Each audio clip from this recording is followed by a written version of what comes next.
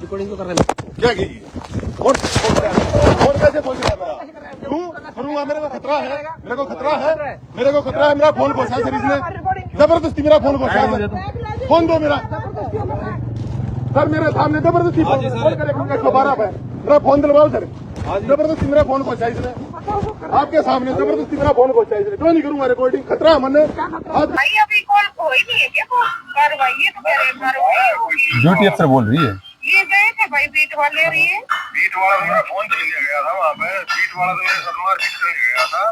आ जाओ आप जब थाने में आ जाओ मैं क्यों आ जाऊँ थाने में मैडम मैं क्यों आ जाऊँ थाने में मेरे को तो जान का खतरा है पूरा तो उन कॉलोनी वालों से खतरा उस बीट वाले से खतरा न्यू कौन मार देगा भाई एएसआई जितेंद्र से पूछो आप इसके सामने उसकी हिम्मत कैसे हुई मेरा फोन छीनने की मैं उससे बात नहीं कर रहा तो कुछ आपको ही बताती हूँ मैं क्योंकि आपकी ये तीसरी कॉल है भाई जब मैं बताने लग रहा मैडम जितेंद्र साहब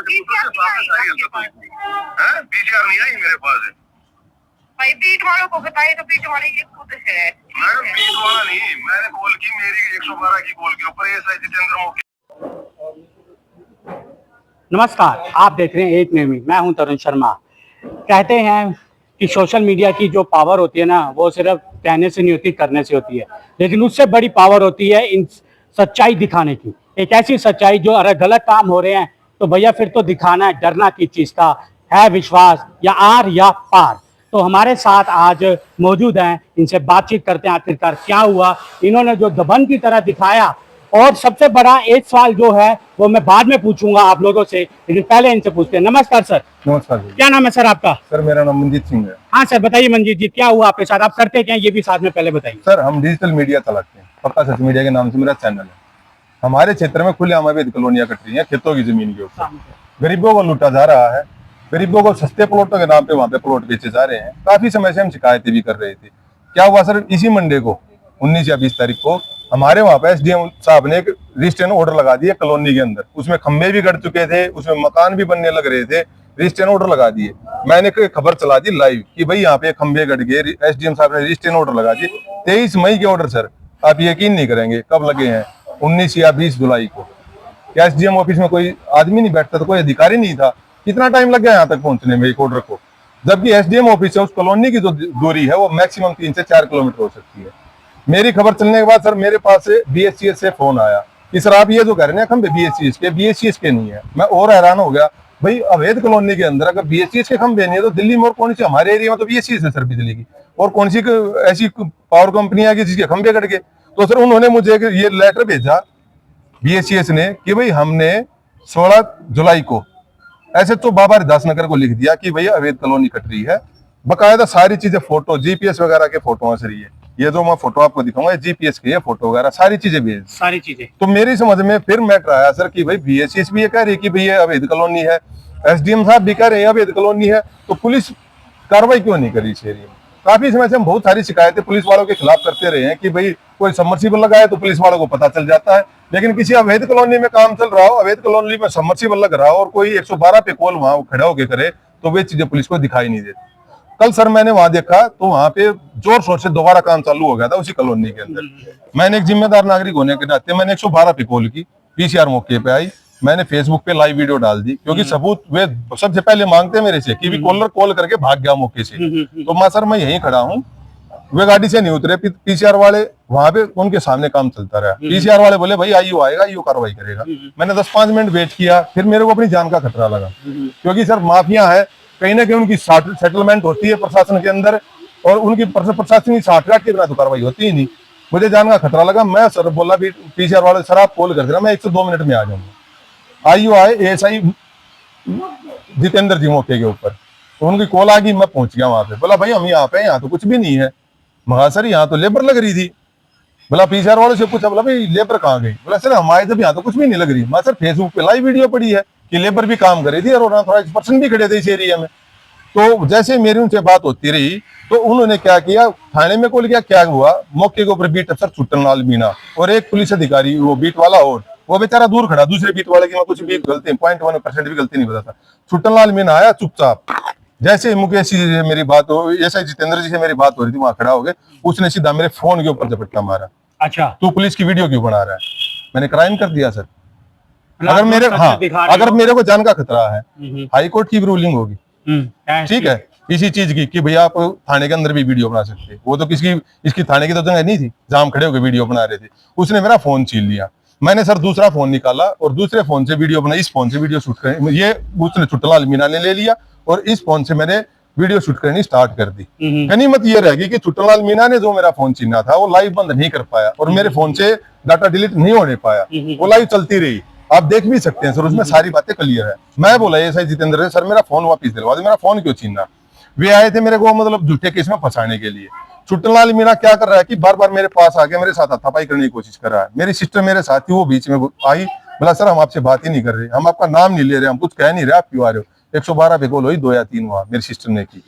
करीब 10-15 मिनट बाद मुझे मेरा फोन वापस मिला और मेरे को इस शर्त पे फोन वापस मिला कि तू वीडियो बंद कर, वीडियो नहीं चलाएगा, तू पुलिस वालों की वीडियो रिकॉर्ड नहीं करेगा। बोला तू सरकारी काम में बाधा चला कर रहा है। सर मैंने किसी को गाली दी हो, मैंने कोई बदतमीजी की हो, मैं ये आईओ जो हमारे आए थे ऐसे जितेंद्र, मैं उनसे गलत बोला तो मेरी गलती है। और सरकारी काम में बाधा क्या सर? एक अनऑथराइज कॉलोनी कटने लग रही है, एसडीएम साहब ने ऑर्डर कर दिया, बीएचसीएस ने लिख दिया, थाने को सब इंटीमेशन दे दिया। वो कॉलोनी सुबह से शाम तक 20 लेबर उसके अंदर काम करने लग रही है, तो वो कॉलोनी क्या सरकारी है? तो इसको देख के आप शालीमार बाग की बात याद आती है? जो भी बिल्कुल आती है सर। सर शालीमार को बाग की जो घटना करने के लिए मैं सबसे पहले जिम्मेवार मानता हूँ जो भोले भाले नागरिकों को झूठ बोल के जो प्लाट बेचे जाते वो ऐसे ही लग रहा है यहाँ पे भी हाँ, आपको। अब ये देखो शालीमार बाग में मकान टूटे, जिनके मकान थे उन्होंने तो गलती कर दी, लेकिन जिन अधिकारियों की ड्यूटी बनती थी, बीट वाले का काम क्या है? दिन रात उसी कॉलोनी में घूमने का होता है। एमसीडी वालों का काम क्या है? डीडीए वालों का काम क्या है? वे कहाँ थे? एसडीएम ऑफिस का काम क्या है? वे अधिकारी वहां पहुंचे, उनसे एक बार भी जवाबदेही पूछी कि ये मकान कैसे बन के खड़े होगी। वही चीजें यहाँ होनी है सर,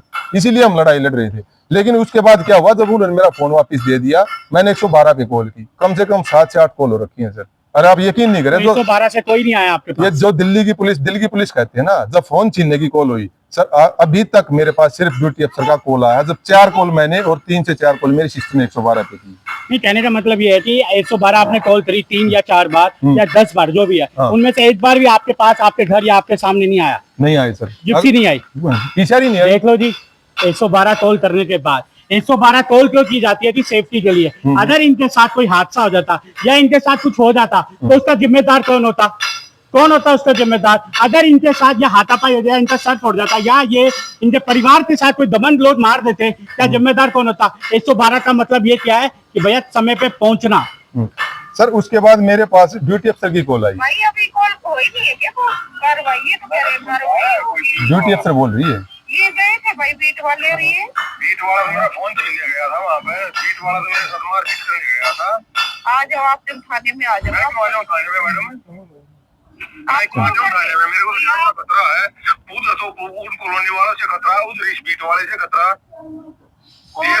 न्यू कौन मार देगा भाई? एएसआई जितेंद्र से पूछो आप, इसके सामने उसकी हिम्मत कैसे हुई मेरा फोन छीनने की? मैं उससे बात नहीं कर रहा तो कुछ चाहिए आपको ही बताती हूँ मैं, क्योंकि आपकी ये तीसरी कॉल है भाई। जब मैं बताने लग रहा मैडम जितेंद्र साहब पीसीआर नहीं आई मेरे पास। भाई बीट वालों को बताए तो बीट वाले ये खुद है मैडम, बीट वाला नहीं, मैंने कॉल की, मेरी 112 की कॉल के ऊपर एएसआई जितेंद्र मौके पे आया था। ये बीट वाले आए पीछे और मैं अपनी सेल्फ डिफेंस में अपनी वीडियो बना रहा था क्योंकि मेरे को खतरा था। एक मिनट मैं आपसे बता तो वही तो कह रही हूँ भाई, अगर आपके पास पीसीआर नहीं आई तो आप रिटर्न में दे जाओ ना, आपको समझो। अब ये बताओ सर, मेरे को जान का खतरा था। दिल्ली पुलिस किसके लिए काम करती है? उन गाड़ियां किसकी है? हमारे टैक्स के पैसों की, जनता के टैक्स के पैसों की। तेल किसके पैसों से डलता है? जनता के टैक्स के पैसों से। उन पुलिस वालों की सैलरी किसके पैसे जाती है? जनता के टैक्स के पैसों से। और रो कौन रही है सर? जनता। जब हम पढ़े लिखे लोगों के साथ ऐसा हो सकता है तो जो बेचारे रेहड़ी रिक्शा वाले हैं उनको तो थाने के अंदर मारा जाता है सर। क्या कार्रवाई करना चाहते हैं, क्या कहना चाहते हैं, क्या कहना चाहेंगे अपने? सर ये सवालिया निशान है। अच्छा, जंतर मंतर पे आपने देख लिया, ठीक है। अब मैं खुद खड़ा होकर बोलने लग रहा, मेरी लाइव वीडियो हो सर, ठीक है। अब मेरे साथ ही हालात है, पुलिस का सपोर्ट ही नहीं कर रही। अब मेरे को इतना मजबूर कर दिया। अब ये कह रहे हैं कि या तो तू ये वीडियो डिलीट कर दे, अगर तू वीडियो डिलीट नहीं करता तो तेरे ऊपर ऐसा मुकदमा देंगे तो पूरी उम्र जेल काटेगा। धमकी? हाँ, तेरे परिवार वालों को भी धमकी, चेतावनी हर तरह की है। पत्रकार को जिस तरह से जंतर मंतर में मारा जाता है ये दिखाई दिया, हर जगह पे पत्रकार को मारा जा रहा है ये दिखाई दिया। दिल्ली पुलिस को 112 हर बार कॉल करी गई, लेकिन उनका आने का कोई रास्ता नजर नहीं आता। अगर इनके साथ कुछ हो जाता तो उसका जिम्मेदार कौन था, ये भी एक बहुत बड़ा सवाल है। लास्ट शब्द में बताइए सर। ड्यूटी अफसर की आपने लैंग्वेज सुनी? क्या पीसीआर अब तक नहीं आई? हाँ चलिए मैं ये कहता हूँ मेरी कॉल झूठी थी, हाँ तो क्या मेरी जिंदगी कीमती नहीं है दिल्ली पुलिस के लिए?